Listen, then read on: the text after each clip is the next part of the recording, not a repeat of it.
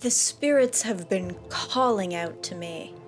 They've been saying things like, make us a cloak, and totally trick out that sweet cloak. And by spirits, I mean the lovely goths over at the Haunted Walk. Now, what is the Haunted Walk, you may ask? Only a fantastic walking tour company located in Toronto, Kingston, and Ottawa. Here to tell you all of the ghostly stories and grisly history of each locale. And when the spirits challenged me to make them a sweet cloak, who am I to deny them their joy? Here's how it went. I was given but one very important rule for this cloak's creation. It can be any color I like, so long as it's black. That means instead of playing with color, I had to play with shape and texture instead. With that in mind, first came the design phase, and I went ham. I came up with 6 different designs, all with separate vibes. What I'd actually create in the end would come down to what materials I could source. I have gathered many goodies. I've got about 4.5 yards of light gauzy fabric, a king-sized bedsheet of this gray mercerized cotton with that special sheen, this stunning translucent lace scarf with lots and lots of trim, a whole bunch of soutache braid, and some nice velvet ribbon. About 1 inch thick. Because we can't really play with color and we still want to add depth and detail, texture and weight are our main ways to do it. Now, you're probably wondering, if this is supposed to be a black cloak, why did you get A, a king-size bedsheet, and B, a gray king-size bedsheet? Well, first of all, I bought 5 yards of that velvet, and I'm not even sure it's gonna be enough of that velvet, and that was $20. The soutache braid was another like 10, which admittedly was a deal because the lady at Leather and Sewing Supply Depot is extremely memely nice. This is one of those projects where the notions add up a lot quicker than the fabric. Fabric is already expensive, and I need a lot of it. Cloaks are, they're fabric munchers. Cloaks take a lot of fabric. And mercerized cotton is a champ at taking dye. So I thought it'd be a really great way to get a lot of fabric for fairly cheap, so we can deck it out in other ways, get that beautiful sheen, and have money for all the other fun goodies. Plus, it means we get to go to the wet room and dye. Well, you might be wondering, okay, but that doesn't explain floor time. I looked for a clasp, high and low, and my problem is I got wicked specific with it. So while I am waiting for my sheet to dye, I'm gonna spend some time going through this 2-kilogram bag of buttons that my mother got me. And I'll give you a little sneak peek, but if you want to look at all the neat buttons, you're gonna have to go over to my Ko-fi account. It'll be free, but like, if you want to support me, would be appreciated. Okay, let's dye things.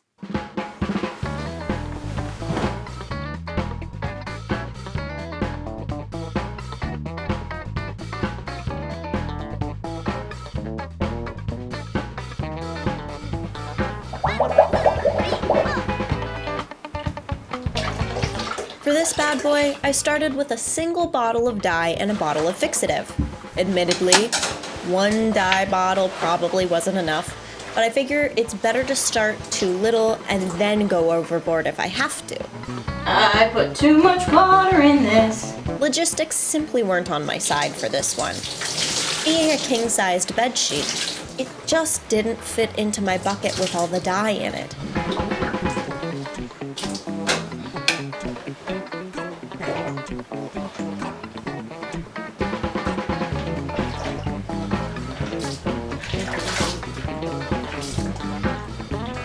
I'm gonna look like a part demon when this is done. It looks like I'm doing something demonic in here. This is wild.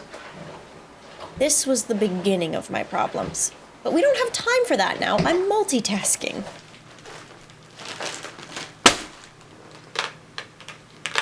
Yucky bucket. First, I had to find the perfect button for our closure.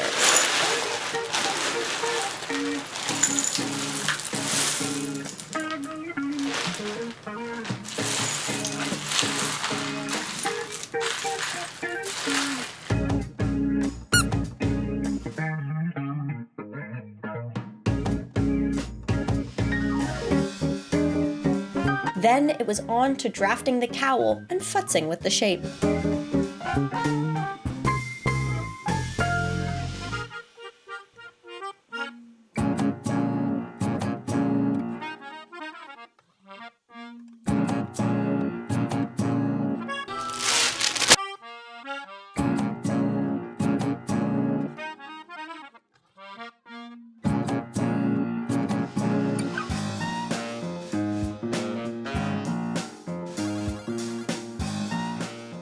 So it became patently obvious that trying to dye a king-sized bedsheet in a dollar store-sized bucket wasn't gonna work. It is darker. It is like a full shade darker. However, I think there were flaws. Only one bottle when I needed to use two, and there was just simply no room in the bucket for two. He dyed a little bit unevenly. Honestly, that part's not the part that was the problem. It was mostly just that, like, there's not enough room to get all the dye in that we need. Instead of trying again and truly struggling in my tiny apartment's tiny bathroom with a bucket and honestly staining my bathtub anyway, we're gonna go ahead and teleport to my friend's workshop where she is a dedicated dyeing washer. Ready? Okay.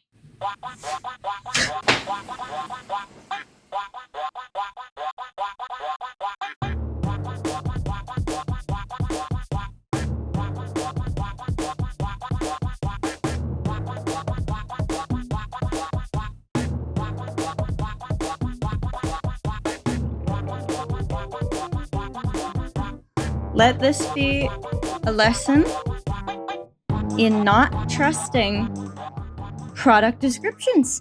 I'm not having a good time. Let's see what else we can find.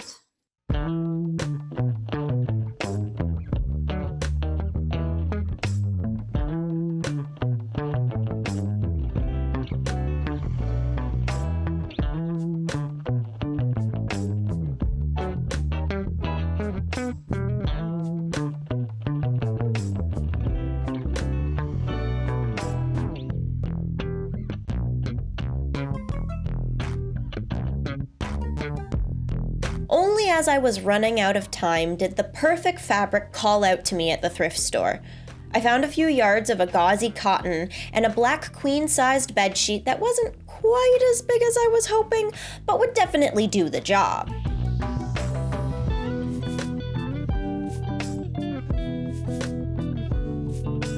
I did a burn test, and at least this label wasn't lying to me.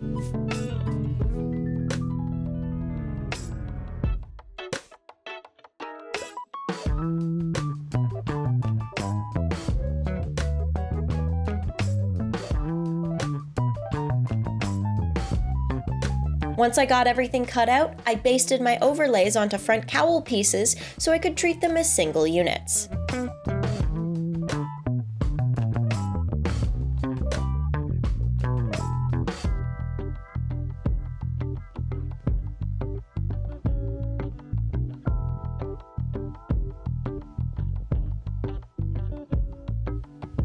I drew my soutache design on with soap. I went with a winged skull design based on a popular motif found on gravestones, which felt appropriate.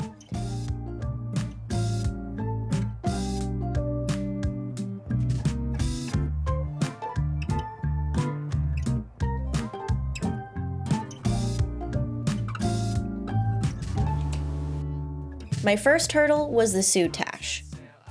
I tried machine sewing it on, which moved forward at the speed of freeze-dried molasses, and on top of it, I wasn't really happy with the lack of control.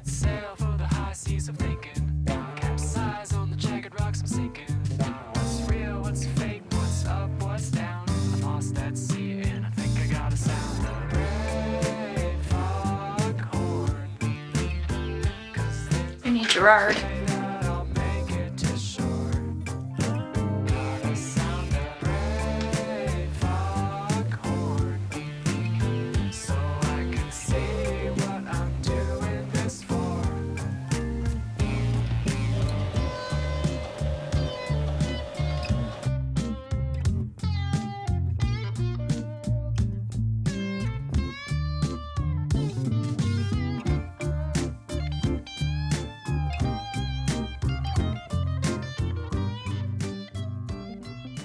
Good morning. I have a lot to do and not very much time to do it. I got a lot done yesterday, but it wasn't as much as I wanted. I really wanted to at least finish the soutache, and that just simply wasn't happening. I got the first big design done, I got the eyeballs done, and they came out better than I expected. But I am very nervous about all these little finicky details. The sewing machine kind of wants to have its way with the soutache, so I'm gonna hand stitch the finicky little details and hand baste some of the larger stuff so that it's not going anywhere when I actually take it to the machine. I'm not gonna do all of it by hand because that's gonna be my whole day. I'm gonna just get the little details that I need to get exactly right to make that happen. Here is the list of everything else that I need to do. So after soutache we have shoulder seams, hood seams, baste the bottoms of the cowls, press them, and then undo them. Sew the hoods to the cowls, add a little loop for my button, cut the panels and godets for the actual cape, sew those panels and godets to each other, gather it all, sew the front seams together, sew the cape to the lining. Wait. Oh, yes. Sew the cape to the lining, baste the cowls and the cape together with it all sandwiched in between, top stitch it all down with the velvet trim, hem it, and then add a button. I think I can get most of this done today. I pretty much just have a day and a half to do all of this. So we're gonna buckle in and we're gonna buckle up because this is gonna be a dope cape if it kills me. And I'd really rather not be another ghost story on the tour. So, let's get to it.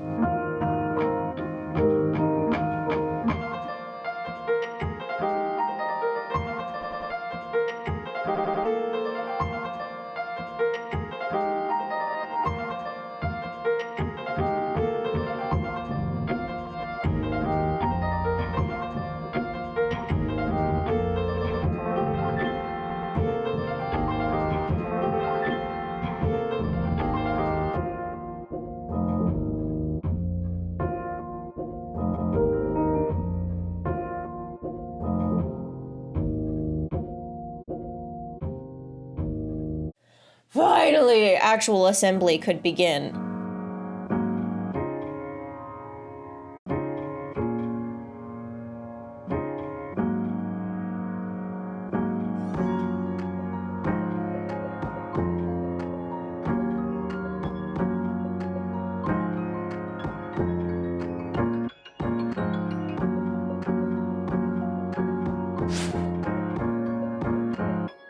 Moving on to the hood, I added some darts for shaping, and then the whole dang thing is pretty ingenious. The top seam is basically one big boxed corner, like a trendy Brooklynite has your head spilling out of their oversized tote bag.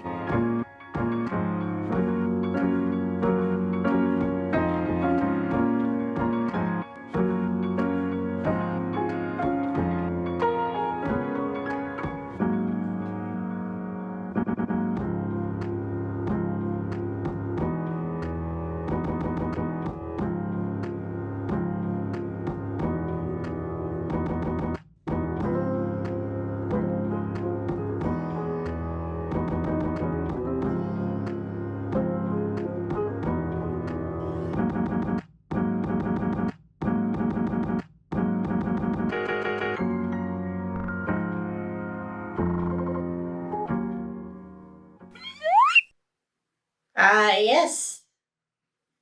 Emperor Palpatine. There's gonna be a seam, so it's gonna be more like this. But this feels much more like I'm going to corrupt a young Jedi and convince him to come to the dark side and, maim his son, make some bad choices, force choke a lot of people. I'm gonna be real honest with you. I only kind of know Star Wars, but what I do know is, yes, Emperor Palpatine. I'm a good guy. Me? I don't have lightning fingers. Ooh, me? Country Palpatine? I ain't gonna make anybody come to the dark side. I'm just trying to save the Empire. Oh, me? These lightning fingers, they don't hurt nobody. They're just for show. Me, Southern Palpatine, coming to CBS this spring. I'm having too much fun with this. That's how you can tell it's a good hood. For the closure, I just took some more soutache, knotted it to make a loop, and finished off the ends. I swear we will at some point pick a button. Next, I marked off where the cape of the cloak would attach to the cowl lining and pinned everything together. I sewed the fronts proper, but basted along the outside edges and gave it a press so it'd be easier to keep all the edges inside when we sandwiched the cape.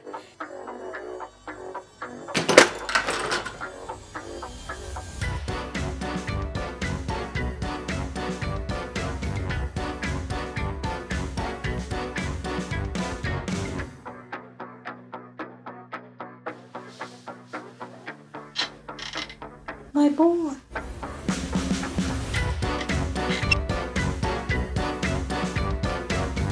Speaking of capes, I think I just assembled those through magic.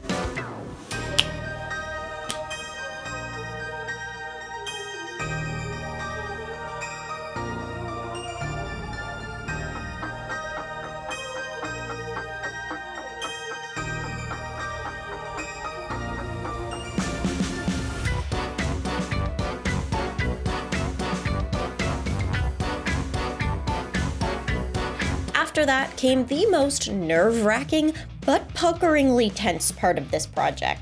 The sandwiching meant that I had to sew both the cowl and the lining together blind, as the cloak was blocking my view of just about everything. When I was finally finished, I realized that I'd sewed it in backwards. I had a brief mental breakdown.